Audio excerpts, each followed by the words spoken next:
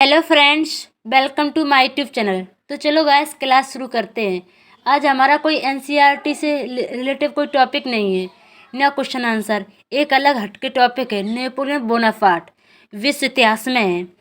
Napoleon Bonaparte के बारे में पढ़ने से पहले हम उसका थोड़ा व्यू दे दें कि मतलब वो उदय क्यों हुआ, मतलब कहाँ से हुआ।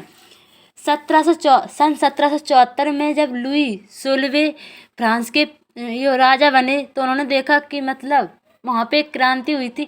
वहाँ से चलते फिर आपको नेपोलियन बोनापार्ट के बारे में बहुत अच्छे से पता चल जाएगा। तो 1774 से शुरू करते हैं। 1774 में जब लुई 16वें, यहाँ से देखो ये देखो लुई 16वें 14वें और लुई 16वें के निरंकुश के कारण के बाद नेपोलियन बोनापार्ट आया है। तो जब उसका 1769 में इधर जन्म भी हो रहा है उसका, उधर 1774 ईस्वी में लुई 16वें ने वहाँ के फ्रांस के राजा बने। तो जब राजा बने तो उन्होंने देखा कि जो फ्रांस का राजकोष था वो बिल्कुल खाली है, मतलब वहाँ कोई नहीं। तो उस राजकोष भरने के लिए और जो लोन लिया था फ्रांस ने उसने पटाने के लिए, तो उन्होंने कि चलो कर्ज कर चुकाना पड़ेगा। जो कर चुकाना पड़ेगा तो फ्रांस में एक जो समाज बटा था वो 3 वर्ग में बटा था, उसे स्टेट कहते हैं। तो पहला स्टेट, प्रथम स्टेट था, और द्वितीय स्टेट था, और तृतीय स्टेट था। तो पहले स्टेट में कौन आते थे? जो राजा और पादरी आता था। और द्वितीय स्टेट में आता है कुलीन।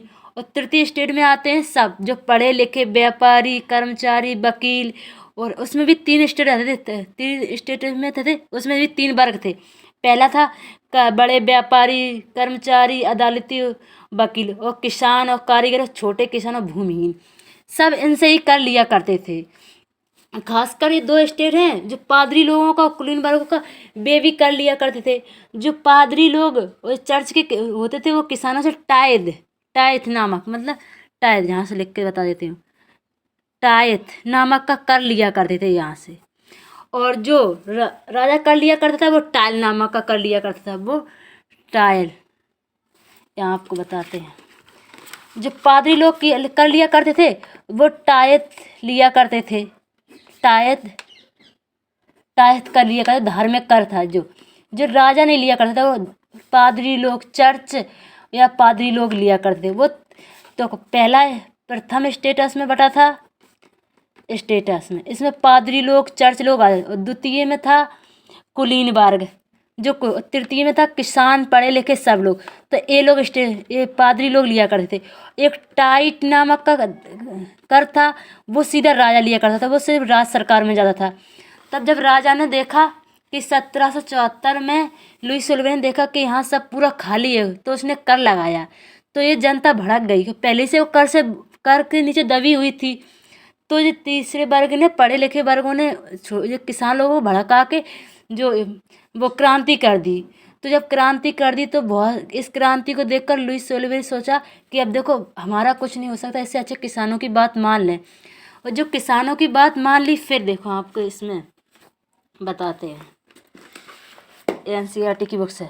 जब किसानों की बात मान ली, देखो मैंने कहा प्रथम स्टेट पादरी वर्ग, कुलीन वर्ग, और तृतीय स्टेट बड़े व्यापारी, अदालती, कर्मचारी, वकील आदि। और इसमें देखो 3 है, किसान और कारीगर और छोटे मजदूर। तो इन्होंने, ये वर्ग ने इनको भड़काया और इनको भड़काया। तो ये तीनों मिलकर कर तो इन्हीं तीनों को चुकाना पड़ता था। और वैसे 3 स्टेटस में ये बटा था। और इसमें देखो तृतीय स्टेटस में देखो ए भी थे। इन्हीं तीनों को कर चुकाना पड़ता था। तो इन दोनों को कर नहीं चुकाना पड़ता था। ये दोनों तो कर लगाते थे इन तीनों पे। तो राजा 16वें का चौथा कर और आया, तो उन्होंने भड़का कर इनने मिलकर वो क्रांति कर दी। जब क्रांति हुई तो लुई 16वें माने तो इन्होंने असेंबली नामक की सरकार बनाई। अब इन्होंने भी एक बहुत अच्छा, ऐसा बहुत बेकार सा खेल खेला इन्होंने भी खेल खेला इन दोनों के साथ, इनके साथ।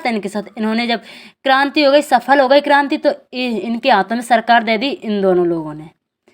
तो इन्होंने क्या खेल खेला आपको हम बताते हैं, वैसे बोल के। जैसे नेशनल असेंबली सरकार बनाई, तो नेशनल असेंबली सरकार ने 2 चीज़ें करी, एक सक्रिय नागरिक, एक निष्क्रिय नागरिक। जो मतदान किया करते थे, वोट दिया करते थे, तो राजा तो सिर्फ बड़ा शक्ति का हीन हो गया। और जो ये भी मंत्रिमंडल भी इनके नियंत्रण में आ गई। उससे तो इन्होंने क्या किया, मताधिकार प्राप्त लोग 2.8 करोड़ की जनसंख्या में लगभग सिर्फ 40 लाख रखे। वो भी कैसे रखे, जो 25, देखो, जो 25 साल की उम्र से अधिक के होंगे हैं वो, और एक वो जो अच्छे खासे रकम होगी वो, और निष्कर्षी न मताधिकार प्राप्त नहीं कर सकते थे। लगभग 30 लाख पुरुष थे, महिलाओं, बच्चे और 25 वर्ष से कम उम्र के व्यक्तियों को मताधिकार। तो इन्होंने सोचा कि ऐसा कैसा हो सकता। फिर इनका एक वो था, रोबेस्पियर नामक का व्यक्ति। तो इसने भड़का के इनसे भड़का के इन पढ़े लिखे लोगों से क्रांति कर दी। जब इनकी क्रांति हो गई तो ये भी हट गया, फिर ये आया, रोबेस्पियर की सरकार आई। रोबेस्पियर इतना खतरनाक था, इतना आतंकी था कि जब कोई इसके खिलाफ कोई बोलता था, भले उसके साथ का ही क्यों ना हो, तो ये सिर्फ एक वो थी, उसके मतलब फांसी से लटकवा दिया जाता था या मरवा देता था। तो इनसे सब लोग, जनता भड़क गई। फिर उन्होंने भी क्रांति कर दी, इसको फांसी दिलवा दी रोबेस्पियर को। तो उस टाइम कोई सरकार संभालने वाला नहीं था। तो फिर इसके बाद आया ये नेपोलियन बोनापार्ट। तब आया Napoleon Bonaparte. Directly Napoleon Bonaparte नहीं आया। सब बहुत से लोग कहते हैं नेपोलियन बोनापार्ट कोई वो नहीं थी, सरकार नहीं थी, कोई बड़ा व्यक्ति नहीं था। देखो आपको बताते हैं, यहाँ से थोड़ा बता देते हैं। जैकोबिन सरकार के पतन के बाद मध्य वर्ग के संपन्न तबके के पास सत्ता आ गई। नए संविधान के तहत संपन्नहीन तबके को मताधिकार से वंचित कर दिया गया। इस संविधान में 2 चुनी हुई विधान परिषदों का प्रावधान, इन परिषदों के 5 सदस्यों वाली एक कार्यपालिका डायरेक्टरी को नियुक्त किया गया। इस प्रावधान के जरिए जैकोबिन शासन काल वाली एक व्यक्ति केंद्रित कार्यपालिका से बचने की कोशिश की गई, लेकिन डायरेक्टरों का झगड़ा अक्सर विधान परिषदों में होता था। तब परिषद उन्हें बर्खास्त करने की चेष्टा की और डायरेक्टरी की राजनीति अस्थिर ने सैनिक तानाशाह बोनापार्ट के उदय का मार्ग प्रशस्त कर दिया। तब आया नेपोलियन बोनापार्ट। अब पढ़ते हैं नेपोलियन बोनापार्ट के बारे में। आपको समझ में आया कि नेपोलियन बोनापार्ट का क्यों उदय हुआ था। अब इसको पढ़ते हैं तो आपको समझ में आ जाएगा। ये यूपीएससी मेंस के लिए बहुत अच्छे, आपके बहुत हेल्पफुल रहेगा। नेपोलियन बोनापार्ट का जन्म 15 अगस्त 1769 को फ्रांस में हुआ था। अपने अध्ययन के दौरान ही नेपोलियन राष्ट्र प्रेम के प्रति आकर्षक था, इसलिए वह सेना में जाने के लिए प्रेरित था। नेपोलियन की सैनिक योग्यता बड़ी विलक्षण और अद्भुत थी। इतिहास में नेपोलियन विश्व के सबसे महान सेनापतियों में गिना जाता है। वस्तुतः नेपोलियन को फ्रांसीसी नेतृत्व की प्राप्ति नाजुक स्थिति में हुई थी। मैंने बताया था कि उस टाइम उसने क्रांति की थी, तो वहाँ कोई था नहीं कि हाँ संभालने वाला, तो हुई थी। लुई 14वें और 16वें की निरंकुशता के कारण फ्रांस के समाज में असंतोष व्यक्त था। उन्होंने क्रांति की थी, आपको मैंने पहले ही बता दिया था। अपनी उच्च राजनीतिक स्थिति होने के कारण कुलीन वर्ग समाज के मैंने बताया 3 वर्गों में रहा है, स्टेटस से विभिन्न प्रकार के मनमाने कर वसूलता था ना, मैंने बताया था, आपको पहले ही बता के रखा, तो आपको समझ में ही आ रहा होगा।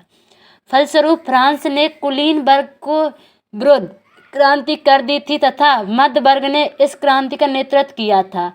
मध्य वर्ग भी अपनी मनमानी करने लगा, मैंने बताया था मनमानी करने लगा।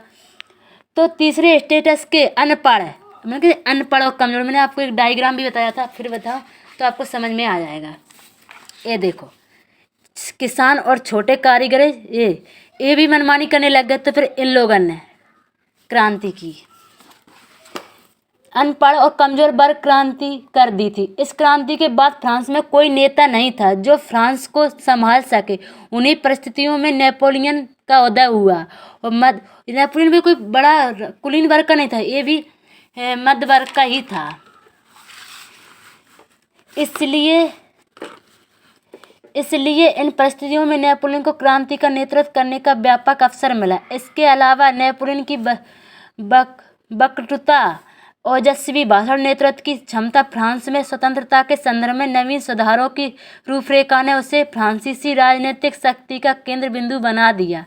हालांकि आगे चलकर नेपोलियन ने भी एक प्रकार से तानाशाही शक्तियों का धारण कर ली थी, किंतु उसकी असीम महत्वाकांक्षा तथा संविधान के वजह से सैन्यवाद पर अधिकार राष्ट्रवाद उसके पतन का कारण बन गया। अंत में 1821 में नेपोलियन की मृत्यु के साथ ही फ्रांस में संविधान आधारित शासन प्रणाली का सुव्यवस्थित हो पाया, मतलब हो पाया। इसका तो आपको समझ, ये है आपकी व्यापारिक भाषा जो लिखी जाती है। इसमें भी थोड़ी एक चीज़ है नेपोलियन बोनापार्ट की, आपको यहाँ से भी समझ में आ जाएगा। 1804 में नेपोलियन बोनापार्ट ने खुद को फ्रांस का सम्राट घोषित कर दिया था। उसने पड़ोस के यूरोपीय देशों की विजय यात्रा शुरू की। पुराने राजवंशों को हटाकर उसने नए साम्राज्य बनाए। उनकी बागडोर अपने खानदान, मतलब खानदान खुद के परिवार के, ये बहुत आप नोट करें, यहीं से देखो पूरा टॉपिक पता चल रहा होगा, खुद के खानदान के हाथों में दे दी। नेपोलियन खुद को यूरोप के आधुनिकीकरण का अग्रदूत मानता था। मैं यूरोप का आधुनिकीकरण करता हूँ। उसने निजी संपत्ति की सुरक्षा के कानून बनाए और दशमलव पद्धति पर आधारित नापतोल की एक समान प्रणाली चलाई। शुरू में बहुत सारे लोगों को नेपोलियन मुक्तिदाता लगता था। शुरू में देखो, आपको यही क्लियर कर देता है शुरू में, और उससे जनता को स्वतंत्र दिलाने की उम्मीद थी। पर जल्दी ही उसकी सेनाओं को लोग हमलावर मानने लगे, क्योंकि वो इस तरह का था। देखो, उसने दास प्रथा चालू कर दी थी। जब तीसरे स्टेटस ने क्रांति की, तब वहाँ दास प्रथा खत्म कर दी, लेकिन नेपोलियन ने फिर दोबारा दास प्रथा शुरू की थी। तो लगने लग गया कि ये बहुत खतरनाक है। आखिरकार 1815 में वाटरलू में उसकी हार हुई। यूरोप के बाकी हिस्सों में मुक्ति और आधुनिक कानून को फैलाने वाले उसके क्रांतिकारी उपायों का असर उसकी मृत्यु के काफ़ी समय बाद सामने आया। इस तरह उसकी मृत्यु हो गई। और स्वतंत्रता और जनहित अधिकारों के विचार फ्रांसीसी क्रांति की सबसे महत्वपूर्ण विरासत थे। ये विचार 19वीं सदी में फ्रांस से निकलकर बाकी यूरोप में फैले और इसके कारण वहीं समानती व्यवस्था का नाश हुआ। औपनिवेशिक समाजों ने संप्रभु राष्ट्र की स्थापना के अपने आंदोलन में दासता से मुक्ति के विचार को नई परिभाषा दी, और ये परिभाषा से अपने भारत के टीपू सुल्तान और राजा राममोहन क्रांतिकारी थे।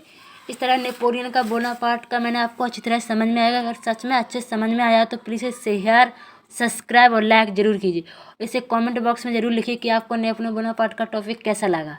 और धन्यवाद।